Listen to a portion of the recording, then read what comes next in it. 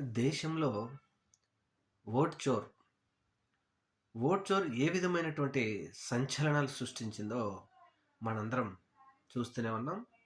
ముఖ్యంగా రాహుల్ గాంధీ గారు చేసిన సంచలనమైన వ్యాఖ్యలు గానీ, అలాగే రాహుల్ గాంధీ గారు బీహార్‌లో పాదయాత్ర చేయాలి 1300 కిలోమీటర్లని ఆయన నిర్ణయించుకున్న తర్వాత అనూహ్యమైన స్పందనొచ్చింది రాహుల్ గాంధీ గారికి.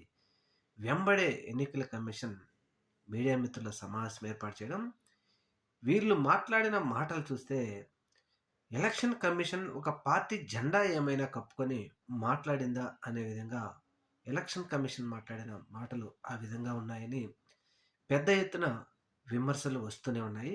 అయితే ఈరోజు ఎన్డీఏ కూటమికి సంబంధించిన అనేక పార్టీలు, న్యూట్రల్‌గా ఉన్న కొన్ని పార్టీలు కూడా ఢిల్లీలో ఒక మీడియా మిత్రుల సమావేశం ఏర్పాటు చేసి, వాళ్ళు అనూహ్యంగా ప్రస్తుతం అనూహ్యంగా ఇమ్మీడియేట్‌గా ఇప్పటికిప్పుడే లోక్‌సభను రద్దు చేసేయాలి అనే ఒక డిమాండ్‌ని మాత్రం ఐఎన్‌డీఏ కూటమి తీసుకొచ్చింది. మరి దీని మీద బీజేపీ ఏ విధంగా స్పందిస్తుందో చూడాలి.